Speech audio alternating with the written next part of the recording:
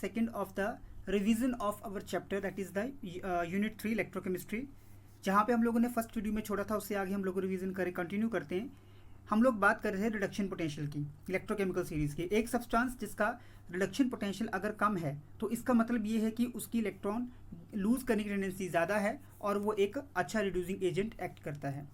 जिस इलेक्ट्रोड का reduction potential की वैल्यू जो है वो ज़्यादा है वो कैथोड की तरह एक्ट करती है और जिसकी कम है वो एनोड की तरह एक्ट करती है।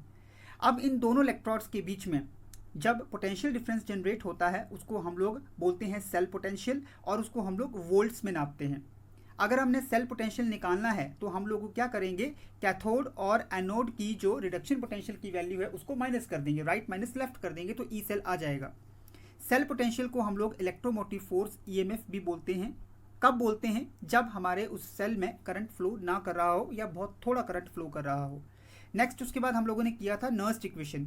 नर्स्ट ने बहुत सारी स्टडीज़ की थी और उसने इलेक्ट्रोड पोटेंशियल और इलेक्ट्रोलाइट की कंसेंट्रेशन के बीच में एक रिलेशन दिया था जिसको उन्होंने बोला था नर्स्ट इक्वेशन। नर्स्ट इक्वेशन को हम लोग जर्नल नर्स्ट इक्वेशन लिखी गई है आपकी यहाँ पे, is equal to E naught minus 0.059 by N log 1 by M N plus at 298 kelvin.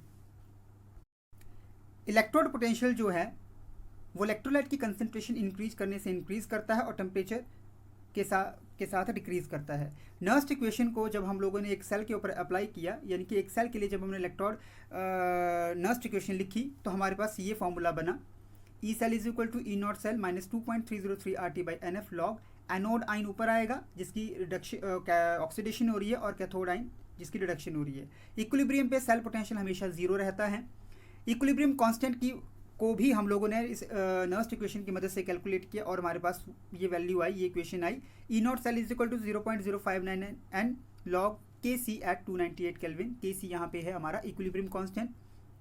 उसके बाद हम लोगों ने किया था कि एक सेल के इलेक्ट्रोड पोटेंशियल के बीच में, ई सेल के बीच में, ई सेल का जो इलेक्ट्रोड पोटेंशियल है उसके बीच में और गिब्स फ्री एनर्जी उसके बीच में relation delta G naught is equal to minus N F E naught cell. ठीक है, जो सब्सटेंसेस, अब हम बात करेंगे बेटा, हम लोगों ने कुछ बेसिक टर्म्स की थी जो चैप्टर स्टार्ट होने से पहले हम लोगों ने बात की थी कि जो इस चैप्टर में यूज़ होंगी उसके बारे में हम लोग बात करते हैं। सबसे पहले है हमारे पास the substances which allow the passage of electricity through them. जो सब्सटेंसेस अपने में से करंट को फ्लो होने देते हैं उनको बोलते हैं कंडक्टर्स। हर कंडक्टिंग मटेरियल जो है अपनी में से इलेक्ट्रिसिटी को फ्लो के लिए ऑब्स्ट्रक्शन देता है जिसको हम लोग बोलते हैं रेजिस्टेंस और इसको हम लोग आर से डिनोट करते हैं और इसकी यूनिट्स हैं ओम।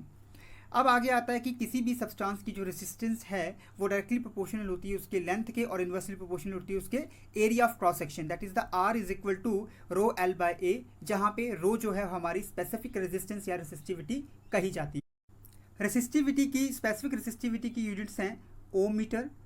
रेजिस्टेंस का जो उल्टा होता है उसको हम बोलते हैं कंडक्टेंस और जी से डिनोट करते हैं उसको।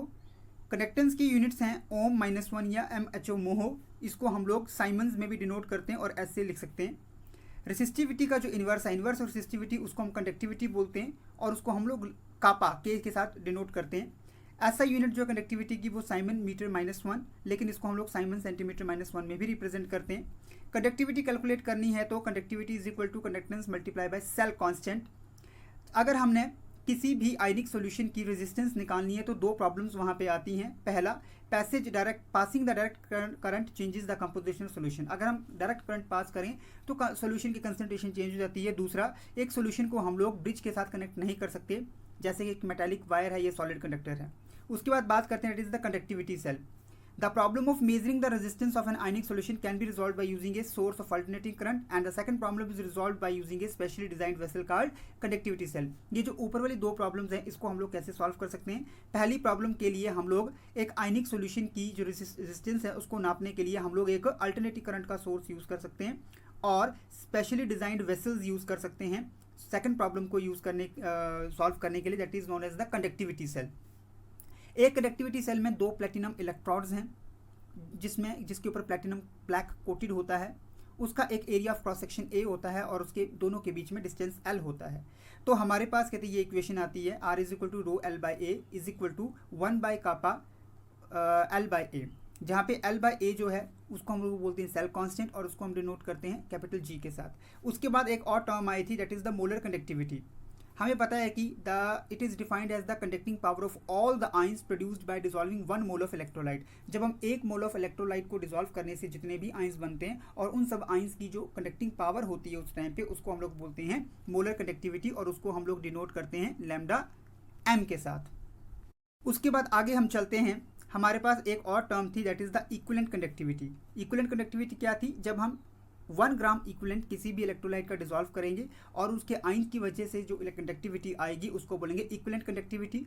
उसको कहते हैं हम लोग लैम्डा ई के साथ डिनोट करते हैं, ठीक है, और साइमन सेंटीमीटर स्क्वायर या ग्राम इक्विवेलेंट -1 में उसको मेजर करते हैं। उसके बाद एक बड़ा इंपॉर्टेंट लॉ हम लोगों ने किया था, दैट इज़ द कोल्ड्रेशियस लॉ।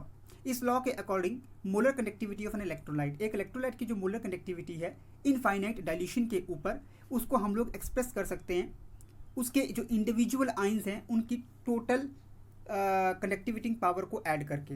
अगर हमारे पास लिमिटिंग मोलर कंडक्टिविटी कैटाइन की जो है लैम्डा नॉट प्लस है और एनाइन की लैम्डा नॉट माइनस है, तो limiting molar conductivity total electrolyte की कितनी आ जाएगी? Lambda naught M is equal to V naught lambda naught plus and V naught lambda naught minus, जहाँ पे वी प्लस और वी माइनस जो हैं वो number of cations and anions हैं according to the formula of the electrolyte. ठीक है बेटा।